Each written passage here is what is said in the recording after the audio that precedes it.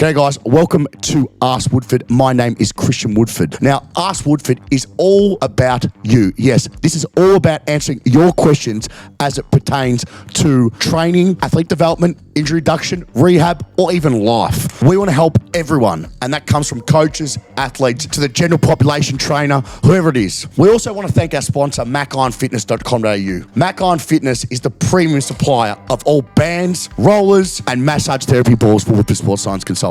So sit back and enjoy the Ask Woodford show. Episode 17 of the Ask Woodford show. Today is a very special one, bringing back Woody's journey, a big mentor of his, Alan Pearce, Dr. Alan Pearce, sorry.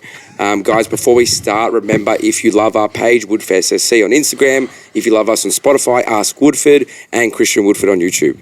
How are you guys today? How are you, Alan? I'm good.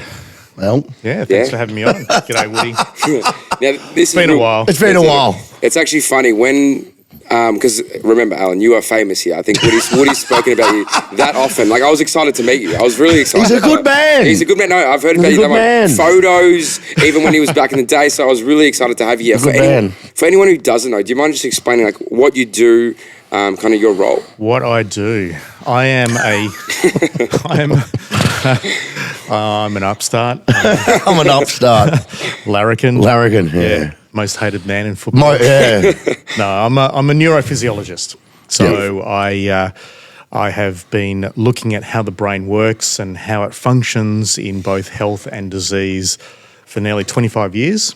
And for the last 15, I've been focusing in on brain injury. So in particular, just trying to understand how the brain functions with recovery after a brain injury, mostly in the concussion, mild brain injury space. Yep. And also more recently understanding what the long-term outcomes are from repetitive neurotrauma. And that's, this disease that we call chronic traumatic encephalopathy. CTE. Yep, CTE. That's it. So first of all, question I've got to ask straight away is, when did this, concussions kind of sprung up on everyone? They've known about it for a while, but it's kind of like it's real big in the media. You're on news. If you get some new news footage of Alan, he's everywhere. Channel 7, 9, 10. I see you all the time. He's the man. But why now? Why is it coming up now? Why are people starting to talk about this now?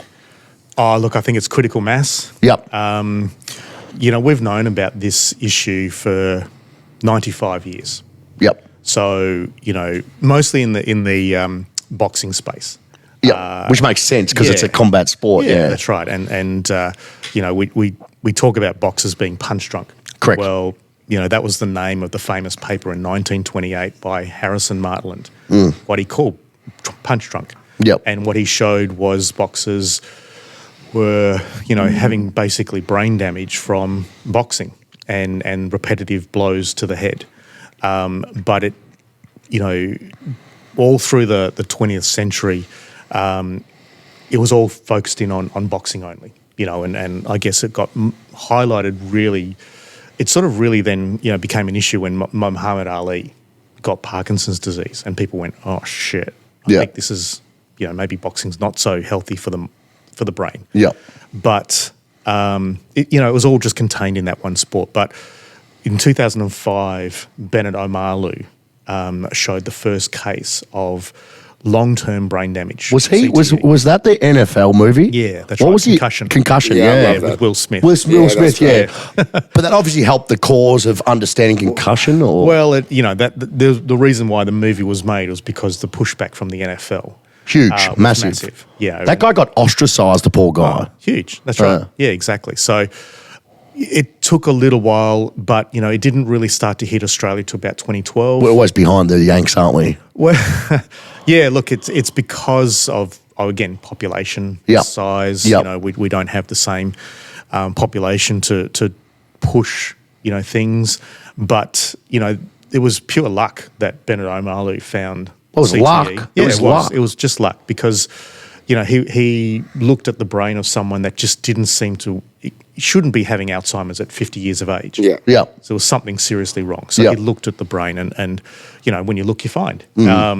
But, we only opened the brain bank in 2018. So this is how far behind we are here in Australia. But we've made up a lot of ground. You know, we've just finished our 60th brain in 3 to 5 years. Yeah. Do you just want to explain to everyone what the brain bank is? So if everyone, so the brain bank's the Australian Sports Brain Bank. So which you're involved with, obviously. Yep. I'm the research manager there in an honourary capacity. So not getting paid. No. Not enough funding yet. We still need to get some funding. So it's still not funded from the government? No, not at all. I mean, the Royal Prince Alfred Hospital in Sydney will help with costs and analysis of the brains and all that. And it's run by Michael Buckland, who's a neuropathologist, who's one of, I think he's the only neuropathologist in Australia. Most others are just pathologists. Oh, God. So he specialises in brain disease. He runs the Australian Sports Brain Bank, Multiple Sclerosis Brain Bank, Australian Veterans Brain Bank, which we've just opened in the last year for military. Yep. And so he looks at the brain to understand long-term neurodegenerative disease. Yeah. Did he get you involved with the brain bank? Yes. That's awesome. So he reached out and we've collaborated since 2019. Do you think they'll get to a stage where it's an actual, like there's some funding in from these governing bodies? Crossing your fingers, yeah. But how long can you, for you, you're a high level educator, scientist, they should be putting money into this, don't you reckon? Well, they counter argue that they are at the moment. They're saying that there's a scheme called the Medical Research Future Fund. But $50 million. So it was the previous government put in $50 million for 10 years. Okay. You can do the math. You've got an honours degree. Yeah. $5 million a year is not much. You're looking at America putting in hundreds of millions of dollars. America putting that much? Yeah, again, population size, of course, I get you. But still, hundreds of millions of dollars going into this means that they're just, probably 10 years ahead. Yeah. Well, we've talked about this before with America being ahead of us. Always, even with S&C as well. Yeah, of course. Yeah. How do you find, because there's so little funding, how do you actually find to survive and live whilst doing these things? Just a genuine. Yeah, look, I will do casual work and I do medico-legal, which I disclose when I publish my papers. Yep. They're quite helpful in terms of funding and getting money into the bank to keep going. I'll help out Dawson Kidgel with some tutoring and marking and stuff. Great man, Dawson, good man. He's the neuroscientist for strength and conditioning, and my ex PhD student, I'm a PhD student. Yep. Now at Monash, so I'll get by. It's not great. I think it's crazy though, because from my point of view, I look at you and I'm like, here's a man who knows what he's talking about, who's a leader in this space. You actually have a neuro background, which you're a neurophysiologist, and you can't get funding. Is that crazy? I know, sure you think that's nuts. Well, I was sort of hoping that, there might be some philanthropists out there who'd like to put in, No, but you never know, though. You never know. Yeah, true. I mean, we've set up the Concussion Legacy Foundation as well to help raise funds. So that's where people can put in money? Yep. So what was that again? So just so we know. So Concussion Legacy Foundation Australia. Yeah, it's got a website. Yep. Concussionfoundation.org.au. And people can donate that. Yep, sweet. Tax deductions. Okay. Absolutely. Perfect. People want to raise funding, rather than, I sort of say, look, if you're wanting to raise funds for a charity, maybe just for once, move away from Movember or Beyond Blue and think about Concussion Legacy Foundation, because we know that there are links between brain injury and mental health. Correct. We know that there are links between brain injury and risk of motor neuron disease, Parkinson's disease, dementia. MS? Multiple sclerosis, to a certain extent. Not as strong as motor neuron disease or Parkinson's. Yep. But certainly it is a potential risk factor. I saw you went on a walk from the G. There wasn't many of you. Yeah. Do you want to talk about that? But you still, so we had a weekend where the CEO from Concussion Legacy Foundation America, Chris Nowinski. So him, the NF. Yeah, so he's a former Ivy League American footballer. He was a wrestler. And a professional wrestler. I watched him, His name was Chris Harvard. Yeah. And he had to give up because he had too many concussions. Yeah. And that's kind of where he started from, because he went to a neurologist, a guy called Bob Cantu, who's probably one of the grandfathers now, as we call him, of this space. Yeah. And he said to Chris, you've got post-concussion syndrome. And Chris said, well, what do I do about it? So, well, we don't really know.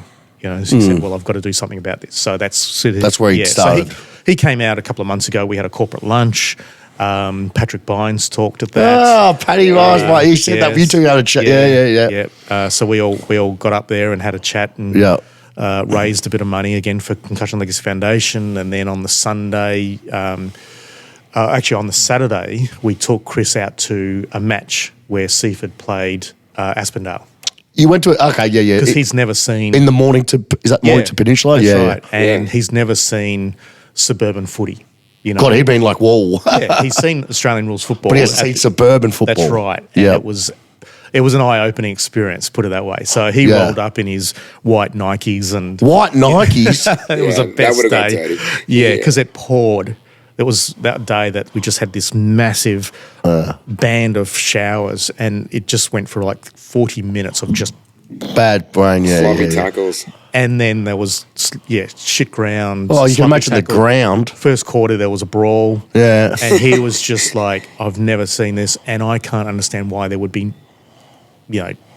how can people not think that there's risk of CTE in Australian rules football at suburban level as much as at professional level? Yeah. It's even worse at suburban level, because they don't have the resources or knowledge how to understand it. Well, that's it. And this is it. The players don't know enough. The culture's not there. Oh, God, no. They want to get back as quickly as possible because that's what they think you're meant to do. You don't want to be seen as weak. You don't want to be seen as non-committed. Correct. You don't want to let the coach down. Yeah. So it's one of those things where, you see this all the time. Yeah. But he was mortified. Yeah. What? Explain everyone through if you don't know this, if our viewers don't know this, but explain what is a concussion? How do people, is concussion through trauma? Like explain all around about concussion.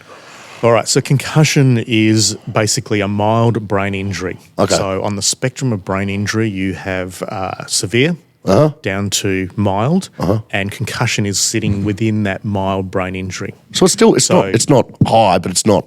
But it's still enough to be quite, serious. Yeah. Any sort of brain injury is a serious injury. Yep. And this is why I hate the term head knock. And I've read you say this. So I will detest anyone. So when they say head knock, it's a brain I've injury. just done a head knock. So it's a brain injury. Yeah, it's a brain injury. Okay. So we need to change the wording. That's part of changing that. Do you know who says brain knock? Do you know who says that a lot? Probably the commentators, I'm guessing. Oh yeah, and journalists. A lot of journalists will. They try to make it sound gentle. Yeah, and also a bit colloquial. Yeah. It's just the way that we talk. And we don't want it like that. Yeah. Yeah.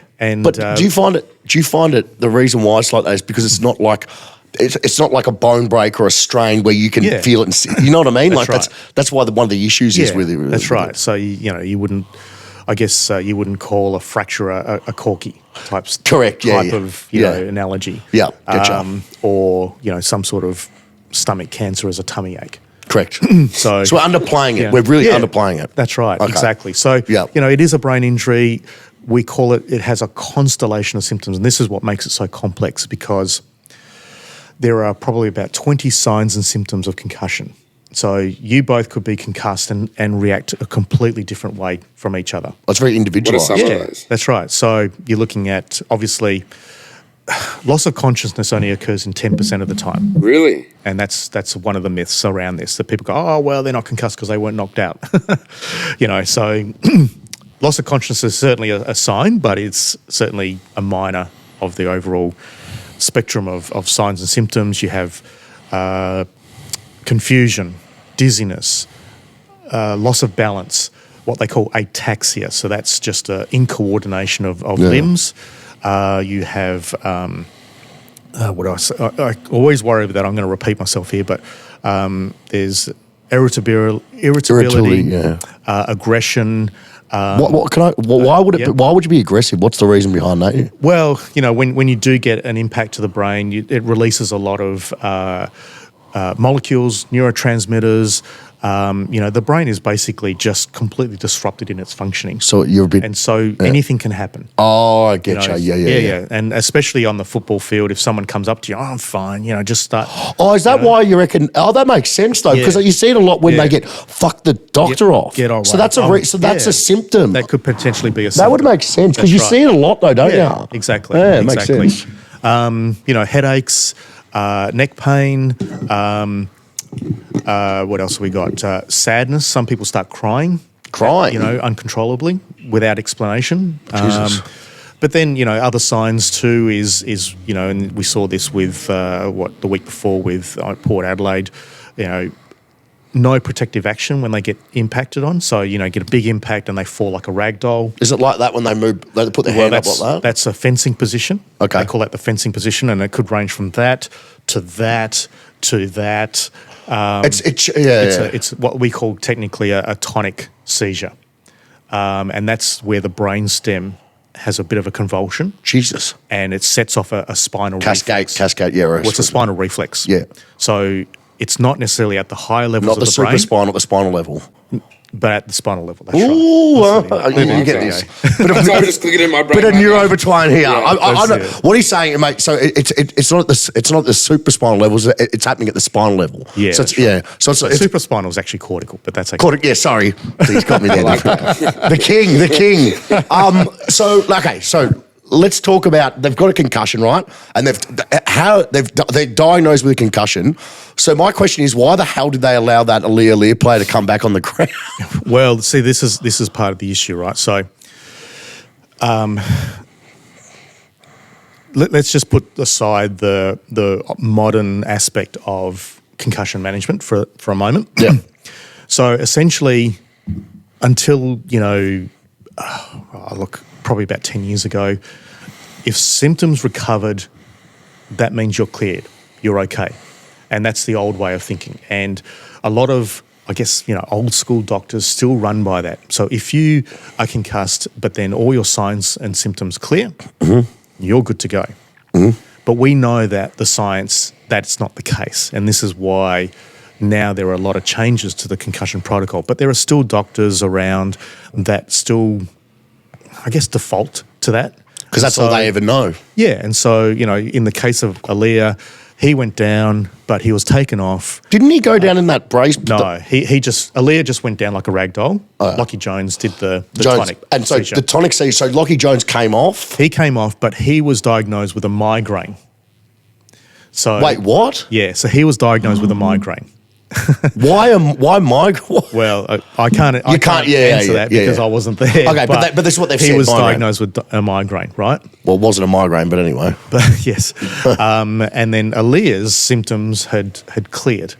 And so for the doctor, he felt satisfied that that Aaliyah's symptoms are cleared, he would be able to go back out and play. So in other words, they would have brought him to the bench? Yes. What tests would they have done to know? Well, he should have, according to the AFL rulebook guidelines.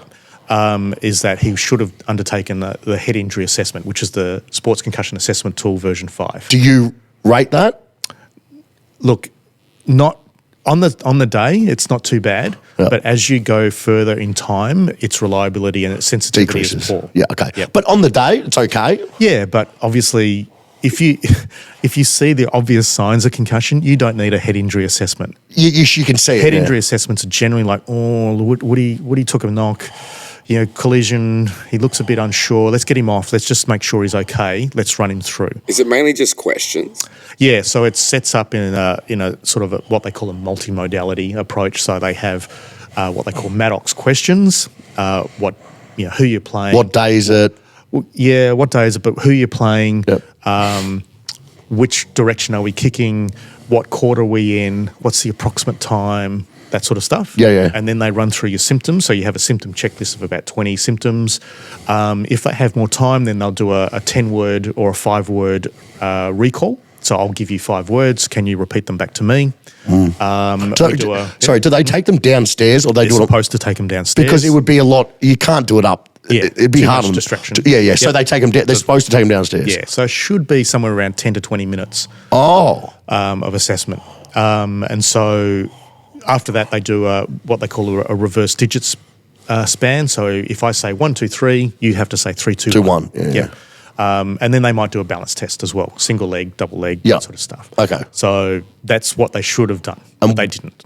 Oh, they didn't. Nothing of that. No, he just stayed on the bench, and then they sent him back out after 5 minutes. Why wouldn't they give him the test if that's the? That's the question that AFL even asked. Yeah. What was their response to that? Well, initially, Ken Hinckley, sort of said, well, our doctors are very experienced. That old chestnut. Don't worry. Right. Don't hold them accountable because they're good. Yes. And then that old chestnut. And then the next day they issued a mea culpa and said, look, we fucked up. Well, I know that they said that we fucked. I remember they did fuck up bad because when I saw that, I'm like, Jesus Christ. Yeah. They got $100,000 fine? Yes. Is that going to really stop? Well, I think 50,000 came from the soft cap, which affects their sports medicine, sports science, support type stuff. Yep. But. But does that just affect the funding towards that, the sports medicine, sports science? In their club. Yeah. Yeah. So, what that means, well, that's not for me to say. But should they do more? Well, look, they had a previous fine last year for a similar incident of 20,000. For what? What was that? So there was 2 players that got head injured. Jay, someone, I have to remember their names, but it was a famous. They were both bandaged up. Yep. And they've been both sent back out. Wouldn't you think? I know you're not in their position, but wouldn't you think you'd take a cautious approach?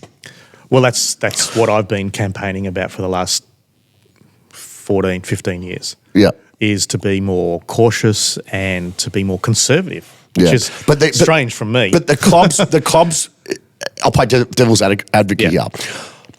You're saying, so example, right, the current protocol is 12 days after a concussion. You have to sit out for 2 weeks, correct? Yep. And we'll talk about that in a moment. Yep, so we'll talk about that. So you're saying, I know you and I talked off camera, we're saying maybe 28 days, 4 weeks. Yep. Clubs, in my opinion, will never do that because they see them as assets, they're going to play. I agree with what you're saying. I 100% agree. Yep. But here's the issue. When you've got clubs, when you've got AFL clubs who want to win, you need your best players playing. Yeah, of course. What's the rebuttal to that? Well, the rebuttal is seeing players retiring at 21, 22 years of age with too many concussions in tears in front of their mates who cannot not only play AFL anymore, but can't even run around the park with their buddies in D grade because if they get one more hit to the head, done. It could be catastrophic. Really? Yeah. Wow. So, and we're still seeing players retiring. There was another one today, Paul Seaman retired. Yeah, I saw that. It shows that we've got to do better. Well, you got to manage them better, Yeah, and if this is happening at AFL level, we know that this is happening at local level. God, it's happening at local level, even worse. Yeah. And that's, they're not even playing for money per se. They're playing for love. Depends on the competition. There's some competitions that pay decent money, but I know what you're saying. They're paid for love, generally speaking. That's right. I mean, most of them are still working. Other jobs. Yeah, true. They're there for their mates. Yeah. And if you can't run out with your mates, well, what does that mean? So, but why are the AFL pushing back on this? They seem like they're pushing back, Al. Yeah. Well, it's all sport. It's entertainment. Correct. Right? So it doesn't matter what sport it is. So I don't want to pick on the AFL, but it doesn't matter what sport it is. We want to see the stars playing regularly because that's what sells tickets. So, and we've done research. A colleague of mine in Ireland did we co-authored a paper with ex-rugby union and rugby league players who actually said, we are commodities. This is how we are treated. This is the way that we, despite what the club says that you're a member for life or you're one of us for life, the reality is that they're treated as a commodity. It's just part of the business. And they've got to get back. And in the NRL at the moment, I'm not sure where their CBA had just been agreed upon, but the NRL wanted to add on 2 extra matches. What? 2 or 3 extra matches into the season. Well, because of the TV rights. Yeah, that's right. So it's money. Again, it's listen, what annoys me about this whole thing, not just AFL, NRL, everything, every mainstream sport, they say shit like that, we care, all this shit. You don't give a shit. At the end of the day, it's about money. Let's be serious. This is the reason why they're not going to put it to four weeks, and I reckon they will one day. But at the moment, it's plain and simple down to money. Come on, it's pretty obvious. As what you said, it's down to money. And where the 12 days comes from, yeah. people don't really know. And So they picked a even number. at the federal parliamentary. We've got a federal parliamentary inquiry into concussion and repeated head trauma in sport right now. And What's happening now? The report is going to be released hopefully in about 2 weeks. That's a big deal, I'm guessing. Yeah, it's government, and it's been going on since January this year. So they've had meetings in Brisbane, Sydney, Canberra, Melbourne. Did you talk at a meeting? Yep. And at the Melbourne one, there was an admission that the 12 days was not necessarily based on science. We had actually published a paper in Sports Medicine Journal. So this was myself and some colleagues from the Brain Bank, where I looked at the injury data that they publish on AFL.com. And I looked at the date of injury versus when they returned to competition from 2017 to 2020. And the reason I did that was because in 2020, I don't know if you remember, it was very low key. They brought in a rule that there had to be medical clearance of 5 days prior to their match. From 2019 previous, it could be the day before. Okay, gotcha. Right? Yep. So what they wanted to do is they wanted to, without evidence, say, we want to extend out the days, so we're going to make sure that if you're, playing on Saturday, we've got to have you cleared by Tuesday. Yep. And I knew immediately what that was going to mean. So what it meant was that players were being concussed on Saturday and being cleared on Tuesday to play the following Saturday. So what what we found was that in data on the time between concussion and return to play in 2017 was about 11 and a half days. 2018 it went to 17 days. In 2019 it went out to almost 20 days. So the doctors were actually doing a really good job in holding the players back. Why did they change to 12 days? Well, in 2020 it went back down to 11.2 days. Why was that? Because they were clearing the players on the Tuesday before the Saturday match. Oh, Jesus Christ. So it brought the data back down to 11.2 days. Oh, God. And we published this, and the AFL announced 12 days about a month or two before we actually published our paper. What's your main protocol? Like we said 4 weeks, but like what allowed you to kind of figure that out? What we've seen, and I sort of first saw this in 2015 when I did a study with the Hampton Rovers. Oh, nice. The local team around here. Yeah, that's right. And what we found, and it was very limited in terms of how long I could actually collect data for, because the university was, the ethics committee were quite strict. Why was that? Why would they be quite strict? Oh, just because universities are strict. Yeah. I find it interesting that you have to do it on local teams, not at higher. Could you do it at the VFL? You reckon? Well, they didn't want to be involved. So the only team why wouldn't they want to be involved? We could get was Hampton Rovers. Why wouldn't they want to be involved? Well, I think you can answer that question. Yeah, I know. Anyway, so what we found though was that even though I had to truncate the data collection by 14 days, we found a disparity between symptom resolution and some cognitive testing to what I do, which is zapping the brain with transcranial magnetic stimulation. TMS. You're so smart. Wow. You're the smart one. Yeah. So, but we found a disparity between the clinical symptom resolution and the underlying neurophysiology. Oh. And so sort of from 2015 on, I'd been banging on that we have to be more objective in our testing measures. Yep. And since then, we have, there's been research around the world with blood biomarkers, saliva biomarkers, eye movement tracking that has shown that, it might take up to 28 days. There's some studies that are saying 3 months, and there's some even more studies saying 6 months, there's still no recovery. But not full recovery. I think 28 days would be a good start. But, look, it's certainly more than 12 days. And not everyone is going to be 28 days. They could be fully clear, but we need to have objective markers rather than someone saying, "How are you feeling? Yep. You look all right to me. Yep. Any headaches?" Yeah. Because you said that passes, didn't you? Yeah, that's right. Well, and that's still the consensus at the moment is a clinical sign-off, clinical decision. Well, at least if there's objective data, you can have numbers to say, okay, well, you're hitting these numbers. Well, this is what we've, what I found with the Hampton Rovers. The players were like, "Oh shit, I can't fake a waveform." So yeah, okay, I get it. And even with, I'm doing a replication study now with Seaford Football Club, and some of the players are going, "Yeah, look." This actually confirms I know that I shouldn't be playing. I thought I was okay to play, but I really knew that I wasn't. And it was really good to see the whole attitude change because they knew deep down inside they shouldn't be returning to play. But they just wanted to come back. But they want to come back because that's the pressure of being seen as a committed player to your teammates and your coach. And you can imagine at the AFL level where it's pretty much business. Well, they're getting paid. You know, I've heard anecdotal stories where they've been told, you're a professional player. We need you. And you got a lot of money. They put pressure on them. That's it. With Seaford, just talk about your Seaford. You're doing the same thing you did at Hampton Seaford. Yeah, that's right. Pretty It's much been gone it's for a taken, so what's that? Nearly 8 years for me to be able to replicate my 2015 study. So we're doing a study at Seaford Football Club, and it's actually being documented in a documentary called Dangerous Games, and that's.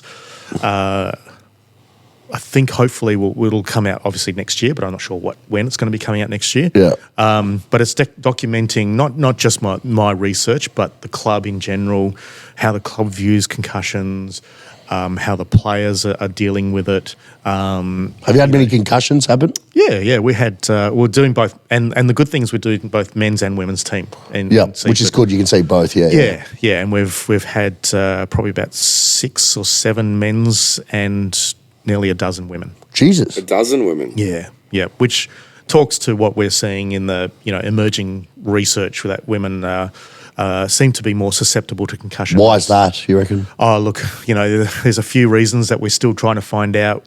Part of it is potentially biomechanical. Yeah. Women's neck-head ratio is bigger. Larger, yeah. So they've got longer necks than men.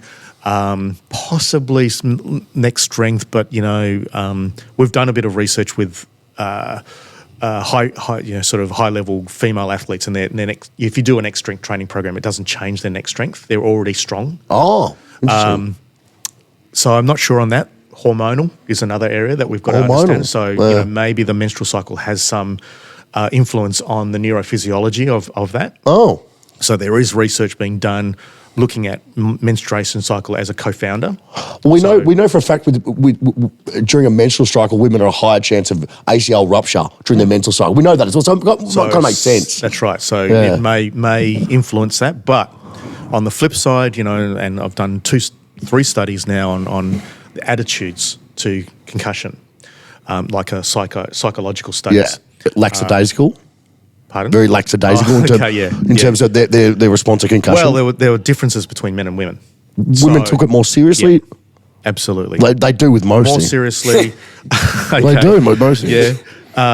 More likely to complete full rehab, which may speak to why they take longer to recover, because they're actually wanting to take more time in making sure that they're right to go. Yep. Less likely to return to play on the day, if less likely to hide their symptoms than men. So the blokes have to up their game. And we've replicated the study 5 years later. So the first study I did was in a cohort from 2015, and we called the paper Do As I Say. And we replicated that in 2020. And in the 5 years, we've seen a change in the attitude of men. So men are now starting to go, shit, okay, this is a serious injury. I've got to be. But there's still a difference. So women take it more seriously, but guys are still behind it. So men have to pick it up. Pick it up and understand. Take it more seriously. Yeah, that's right. And understand that it's not just a head knock. Yep. And go, I should be right. I'm okay. Yeah. So we've got to change that attitude, culture to this injury. Yep. How do we?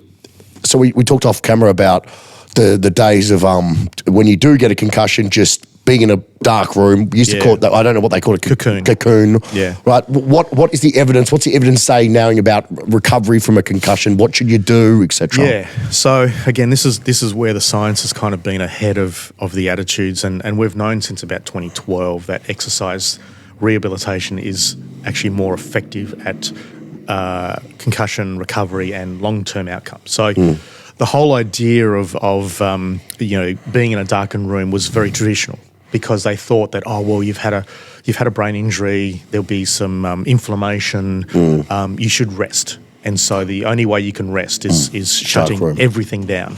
And look, for some it probably people, makes sense though sometimes. Yeah, and so for some, a minority of people, that may be required. Yeah. You know, But for majority, no, yeah, exactly. And what we've found is that, particularly in kids, but if generally as well, is that if you restrict any sort of activity, most people will go into some form of depression. depression. Yeah. So because you can't do anything. What are you doing? Nothing. Nothing. So your mood drops. Of course, would. So you see a mental health, affecting mental health generally, but if you add that on, it sort of compounds it. So Yep. what the research is now showing is that after a couple of days of just letting the acute symptoms sort of reduce, and so for those couple of days, don't do anything. Correct. That's It fine. makes sense. Makes sense. Yeah. And then to start a graduated exercise and cognitive rehabilitation program. So a little bit of devices, a little bit of TV, as long as it doesn't exacerbate your symptoms. If it starts to make you feel all Oozy, don't do it. pull back, it's all very, very symptom based. Exercise, again, just start off from a walk. Low intensity. And then just slowly build it up. But then it's trying to get the best precision-based measures on that exercise recovery. And there's, I do a number of seminars and lectures for clinical exercise physiologists who, you tell them that there's a way that they can actually be involved in this and have a good role in actually taking the lead in exercise rehab for post-concussion. And one of the ways that you can do that is what they call the Buffalo Concussion Assessment. Yeah. And it's just a very simple, sub-maximal, almost a VO2 max without the VO2 or the max. Low intensity. So it's just a low-level stress test, but you take their heart rate, you take their visual analog scale on discomfort, and you take some symptoms, and you measure off exactly where they are before any symptoms start to come on. So once the symptoms come on, you just stop them. You stop the test. But you see where they get before that. So Okay. rather than saying, okay, Woody, you need to do some light exercise. What's that mean? Nothing. Yeah, it could be different to everyone. Yeah. Absolutely. Light exercise for you could be, excessive for someone else. Correct. Makes depending sense. on your This is a fitness. bit objective based. Yeah. And you give an elite athlete, something like that, they might start exercising Going at through the roof. 160 beats per minute, Yep. 160, 170 beats a minute because, that's light for them, Correct. But, we've seen overseas that that's had some pretty bad outcomes. So if we can, pick off, okay, it's 135 beats. Before we get any symptoms. Yep. Yeah. All right. So for this next, 3-4 days, you're going to work at no higher than 125. Okay. Something Gotcha. like that. Yep.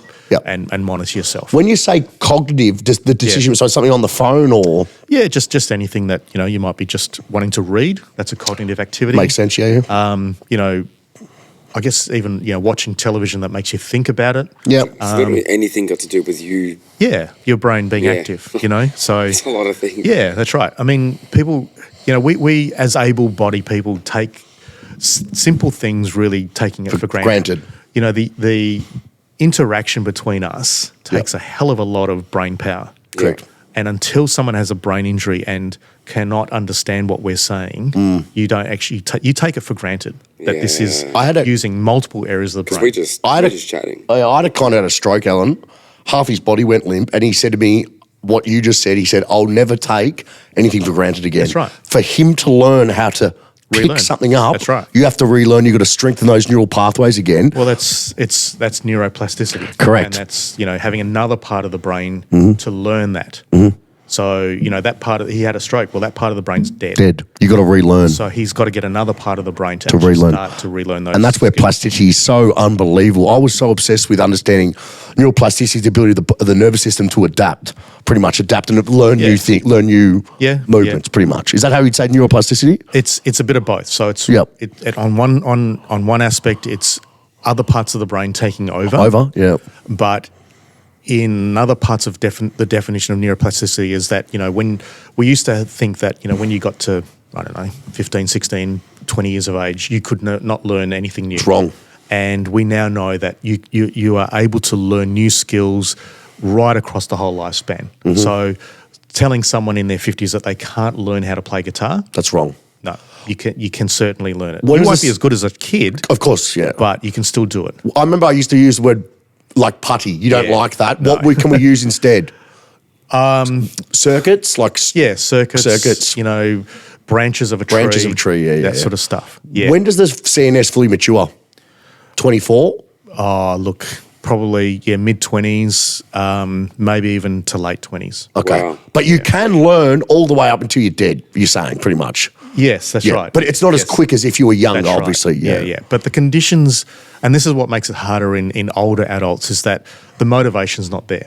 Correct. So, when I talk about neuroplasticity for, adults, it's like, do something that you love. Do something that you know that you're going to do. So don't just learn something for the sake of learning it. Learn something because you want to learn it, because that will help you, keep you motivated. Otherwise, you get frustrated and you just give up. Consistency of wanting to actually, Yeah, That's correct. it. Makes sense. If you want to learn a musical instrument, learn a musical instrument that you want to learn, not just jump on a piano. Yeah. Do something else. Learn a language. Like I tell people to learn a language that they're going to go to overseas so they can actually use it. So they've got some motivation. Motivation to actually do it, yeah. Yeah, to practice. Yeah. And it requires practice. Quickly, I want to ask you a question about this. I don't know if I'm going to tee you off on this, but there's a new sport out there, and I think you know it. It's called Power Slap. Now, Power Slap, to me, I watch it religiously. I think it's the dumbest thing in the world. Now, I watch it because I'm like, how dumb are these people, and how did the Athletic Commission allow it? What do you think of the sport? Well, it's shit. I agree, but it's going to come to Australia. Is this I'm where they're telling you just right slagging now, people and knocking them out? it's going to come to Australia, and it's going to be big here too. Yeah. It's crazy to watch. What would you say to anyone thinking about doing it? Well, look, I'm not a huge fan, obviously, of boxing or combat sports. Yep. And don't at me, but that's because the objective of these sports is to actually give your opponent a brain damage. But at least in boxing and combat sports, you can defend yourself. Yeah. That's part of the allure, is attacking and defending punches and whatnot. Yep. With slap, there's no defense. You just have to stand there and cop it. And if you look at the amount of force that these people are doing, using in the slaps, and I know that they're supposed to try and use a straight arm, but you can see the huge amount of force that is going through their heads. And I have seen, you've seen people get knocked out, but you've also seen people with seizures. I don't understand how anyone with some semblance of intelligence, and I know I'm going to get hated here, but can we cut that and use that? That's too good. Can actually, or even watch it, even support it. I don't support it. Even give the ability for these people to make shitloads of money. They don't make shitloads of money though, it's stupid. Alan. They don't. This is another thing which is funny. Right. They don't make shitloads of money. But doesn't Dana White make money? Mate, they're not making the viewership. Just to let you know, the viewership is so low because no one watches it. I only watch it when every so often see how stupid Alan. It is the dumbest sport I've ever seen. That's saying akin something. to seeing dog fights. Animal fights. But even that's wrong. This is worse than that, even that, in my opinion. I'll tell you what, they're both bad. Yeah. But my thing about this sport is your chin, we talk about chin deterioration in boxing, right? After a while, the accumulation of concussions are going to build up. Surely, the longer they go in the sport, they wouldn't be able to last long because you can't defend yourself. No, of course not. So we know from the research that the risk of cognitive impairments starts with 3 concussions. If you have 3 concussions, you have an increased risk of cognitive impairment later in life, memory, decision making, impulsivity, you name it. Yep. And the more concussions you have, the greater the risk. Now, the other part of it too is that with neurodegenerative disease risk, it's not relating to concussion. You don't have to be concussed to get CTE. It's from repetitive trauma to the brain, from tackles, from punches, from bumps, from going to ground dozens of times, maybe in a match, over a season, over years. Yeah. So colleagues in Boston brought out a paper in Nature, which is one, huge, like one of the top papers in the world, journals in the world, I should say. Yeah. It's Nature's sort of the journal that you publish when you discover a new planet, that sort of stuff. Yeah. That's the sort of level of journal. And what they found, and they used American footballers because, unlike here in Australia, they have access to sensor data in their helmets. And what they found was that the exposure of these impacts was the key driver for these athletes getting CTE, not the number of concussions that they were reported or had been diagnosed with. The exposure. Yes. Just the amount of... Yeah. So what they found was that quarterbacks, for example, who probably got a little bit less impacts over their course of their career, had a fourfold risk, 400% risk of CTE than the normal population. 400? So fourfold. Jesus. Defensive linebackers, 107-fold risk. Jesus. They both played at the same time. So it's a significant number of impacts plus the exposure over time. So, yeah. The cases that we've had here in Australia, the most recent one, unfortunately, was Heather Anderson, who died at 28 years of age, AFLW player. What did she die of? CTE. At 28? Yes. Yep. How many times was she exposed to concussion? She played from 5 years of age. She had one concussion. One. Wait. She died. The exact is CTE. Yes. When was this? We diagnosed CTE. It's about 4 weeks ago. Where were we? I was on TV. Oh, that's crazy, that story. Yeah. Yes. She was 28 She's years the old. first diagnosed female athlete in the world with CTE. She's 28, man. Yeah. And she had one concussion. How did she pass away? She took her own life. Because her brain was, she was just... Yeah. So...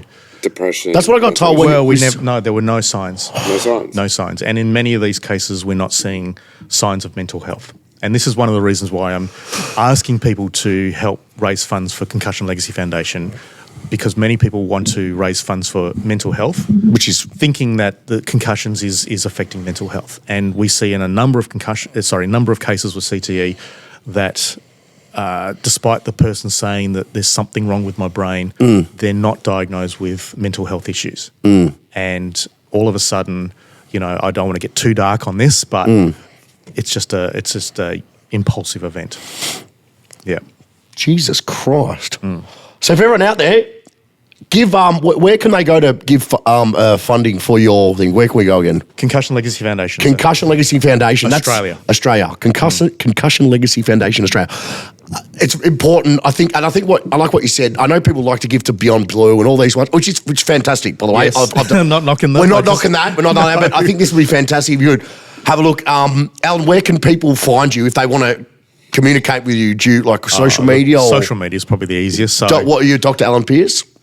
I'm just Alan Pearce, PhD. Yeah, I did. On Instagram, Threads, Twitter. I'm not on Facebook, but those three I am. Yep. I'm too cool for Facebook. Too cool for Facebook. Too cool for Facebook. I'm not one of these old people that does Facebook. My parents have a joint account. Shout out to Anita and Jeffrey Wood. They got a joint account. There we go. That's joint account. Isn't it? That's right. And LinkedIn as well. But yeah. Awesome.